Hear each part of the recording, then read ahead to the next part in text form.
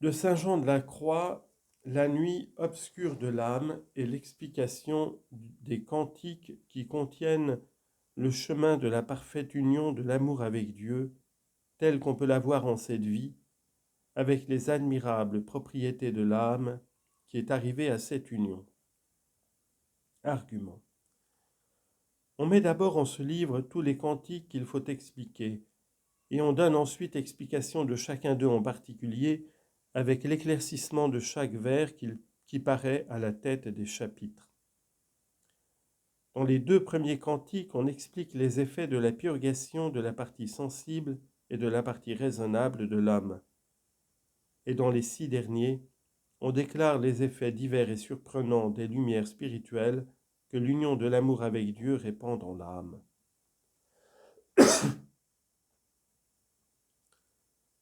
Cantique. Pendant une nuit obscure, enflammée d'un amour inquiet, ô l'heureuse fortune, je suis sorti sans être aperçu lorsque ma maison était tranquille. Étant assuré et déguisé, je suis sorti par un degré secret, ô l'heureuse fortune, et étant bien caché dans les ténèbres lorsque ma maison était tranquille.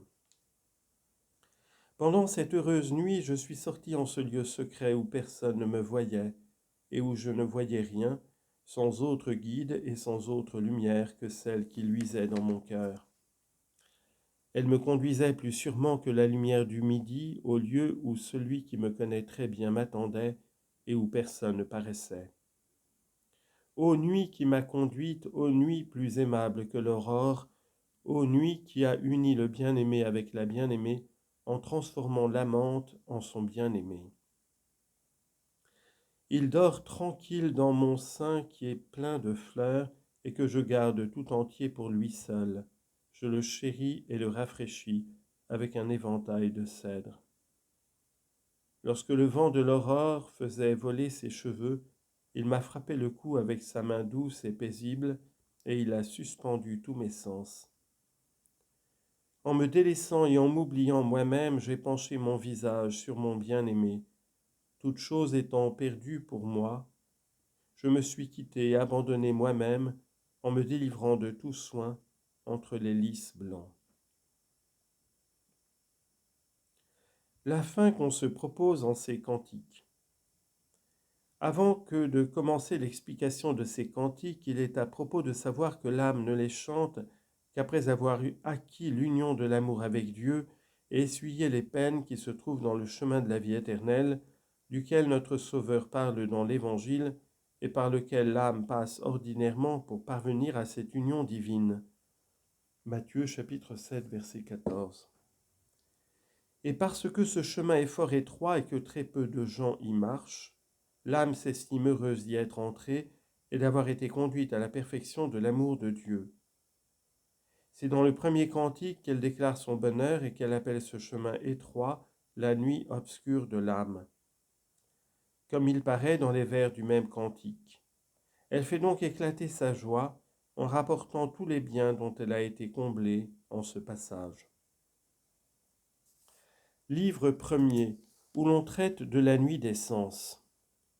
Premier cantique.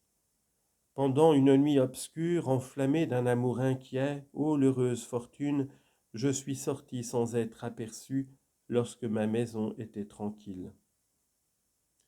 L'âme dit en ce cantique de quelle manière elle est sortie, tant d'elle-même que de toutes les choses créées, à savoir, en exerçant sur elle-même une rigoureuse mortification qui l'a fait mourir à soi-même et aux créatures, qui l'a fait vivre à l'amour divin et à Dieu, et qui l'a remplie de délices célestes. Elle ajoute qu'elle a fait cette sortie pendant une nuit obscure, entendant par là une espèce de contemplation qu'elle appelle purgation, parce qu'elle produit en l'âme le renoncement d'elle-même et des choses passagères. Elle assure qu'elle n'a pu sortir de la sorte que par la force et l'ardeur que l'amour de son époux lui a communiquées dans cette obscure contemplation.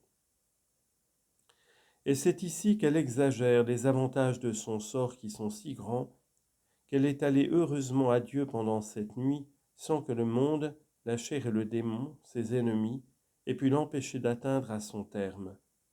parce que la nuit de cette contemplation, c'est-à-dire la mortification qu'elle a pratiquée en contemplant les choses divines, a étouffé toutes ses passions et tous ses mouvements. Chapitre 1er. On propose le premier vers et on parle des imperfections de ceux qui commencent. En una noche oscura, pendant une nuit obscure. On appelle commençant tous ceux qui se servent encore de la méditation dans la vie spirituelle.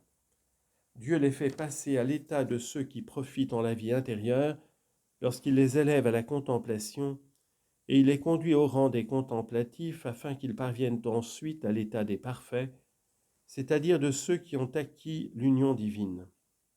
C'est pourquoi, pour bien connaître ce que c'est que la nuit par laquelle l'âme doit passer, et pour savoir quelles raisons obligent Dieu à l'y faire passer, il est nécessaire de remarquer d'abord quelques-unes des qualités qui sont propres aux commençants, afin qu'ils conçoivent mieux l'imperfection de leur état, et qu'en relevant leur courage abattu, ils souhaitent que Dieu les mette en cette nuit où les âmes ont coutume de fortifier leur vertu et de goûter les douceurs inestimables de l'amour divin. Après donc que l'âme s'est déterminée à embrasser le service divin, Dieu la nourrit spirituellement avec autant de douceur et de caresse que la mère la plus passionnée nourrit son enfant.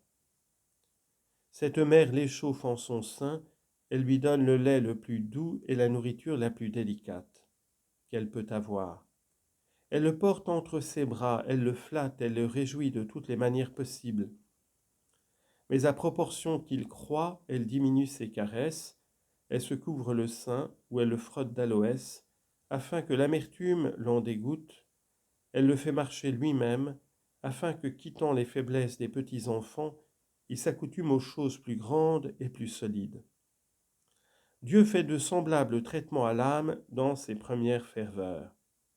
Il lui fait goûter dans les exercices de la vie intérieure un lait spirituel doux et savoureux, et des consolations sensibles. Ainsi l'âme sent un plaisir délicieux à mettre beaucoup de temps en oraison, et même à y passer les nuits entières, à faire de grandes pénitences et des jeûnes très rigoureux, à fréquenter les sacrements, à parler de Dieu et de tout ce qui concerne le culte divin et l'excellence des vertus. Mais quoique les hommes spirituels s'appliquent à toutes ces choses avec force et avec soin, toutefois on peut dire, si l'on comprend bien la nature de la spiritualité, qu'ils s'y conduisent d'ordinaire avec faiblesse et avec imperfection. Comme ils ne se portent à ces saintes occupations que par la douceur qu'ils y trouvent, et comme ils n'acquièrent pas l'habitude des vertus par l'épreuve des combats qu'il faut se tenir en cet état, ils sont sujets à plusieurs défauts qui se glissent dans la dévotion, puisque chacun opère selon l'habitude qu'il s'est formée de la perfection.